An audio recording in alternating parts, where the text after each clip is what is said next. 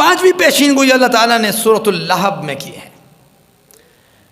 جب کائنات کے پیغمبر کو کہا گیا وَأَنذِرْ عَشِيرَتَكَ الْأَقْرَبِينَ، اپنے قریبی رشتہ داروں کو ڈرائیے. پیغمبر کائنات نکلے ہیں گھر سے دعوت دینے کے لیے، پہاڑ پہ گئے ہیں، سوا پہاڑی پر لوگوں کو بلایا، یا سباہو لوگ جمع ہوئے ہیں، جو نہ آ سکے انہوں نے اپنے غلاموں کو بھیجا. جناب ابو لہب بھی موجود ہے وہاں پہ. اللہ کے رسول نے کہا میں اپنی امانت اور صداقت کی بات کو کیا، بات لمبی نہ ہو جائے. وہ امانت اور صداقت کی بات کو کیا، سب نے اقرار کیا تھا نہیں کیا تھا؟ سب نے اقرار کیا.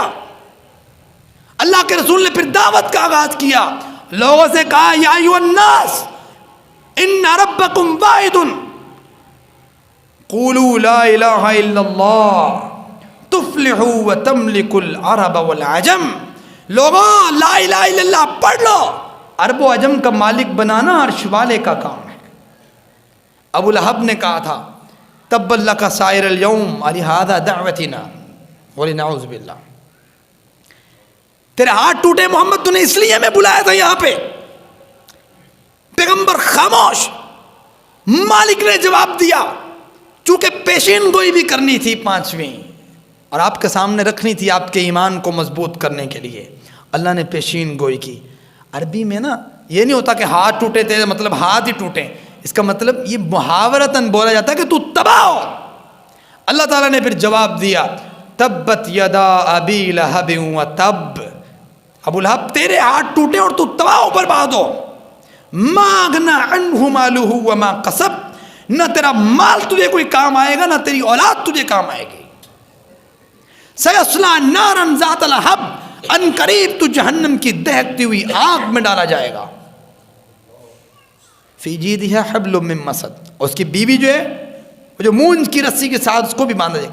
اب یہاں پہ اللہ تعالیٰ نے جو پیشین گوئی کی ہے وہ کیا کیا کہ یہ ابو لہب کا نام جو ہے ابو لہب نہیں تھا، جانتے ہوں گے اکثر لوگ، اس کا نام تھا عبد العزیٰ بن عبد المطلب. اصل میں لہب کہتے ہیں شعلے کو.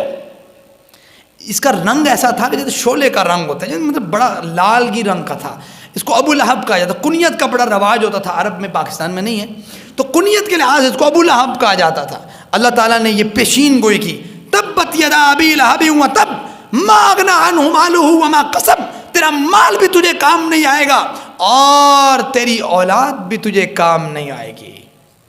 اب ہوا بھی اس طرح، 4 بیٹے تھے اس کے، 1 بیٹی تھی.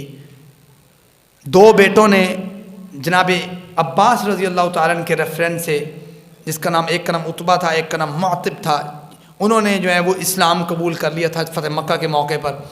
اور ان کی ایک بیٹی بھی تھی، اس نے بھی اسلام قبول کر لیا تھا. لیکن 2 بیٹے انہی کی موجودگی میں، جب یہ موجود تھا ابو لہب، اس کی موجودگی میں قتل کر دیے گئے تھے. یعنی مال بھی کام. اور پھر اللہ تعالیٰ نے ابو لہب کو ایک بیماری لگائی جس کو ہم اپنی زبان میں طاعون کی بیماری سے جانتے ہیں اور عربی میں سے کہتے ہیں عدسہ. طاعون کی بیماری اللہ تعالیٰ نے لگائی. ابتدائی طور پہ طاعون کی بیماری کچھ چوہوں وغیرہ سے پھیلتی ہے، بڑا لمبی اس کی بھی بیک گراؤنڈ ہے. اللہ تعالیٰ نے طاعون کی بیماری لگائی. اور یہ ایسی بیماری ہے کہ لوگ وہ چھوت چھات کے بڑے قائل ہوتے تھے جیسے ہندو لوگ ہیں. اللہ تعالیٰ نے کہا تھا ما اغنی عنہ مالہ، اس کا مال اسے کام. تاریخ نے لکھا، لوگوں نے دیکھا، اس کے اپنے بیٹے راضی نہیں تھے کہ اس کو قبر میں دفنائیں. لوگوں نے چھت سے جہاں پہ یہ مرا تھا وہاں سے پھینکا نیچے اور اس کے اوپر مٹی ڈالی گئی، وہ بھی لکڑیوں کے ساتھ. ما اغنی عنہ مالہ وما کسب، تیرا مال بھی تجھے کام نہیں آئے گا، تیری اولاد بھی تجھے کام نہیں آئے گی. اللہ تعالیٰ نے پیشین گوئی پوری کر دی. 5ویں پیشین گوئی قرآن مجید کی. پھر پتہ لگ گیا سنوریہم آیاتنا. اس آیت کو آپ نے کیا رکھنا ہے؟ ذہن میں رکھنا ہے. سنوریہم آیاتنا فی الآفاق، ان قریب ہم لوگوں کو اپنی نشانیاں دکھائیں گے آفاق میں، وفی انفسہم، اور ان کے اپنے نفسوں میں، حتی یتبین لہم انہ الحق، ان کے لیے واضح ہو جائے گا کہ یہ قرآن اللہ کی جانب سے کیا ہے؟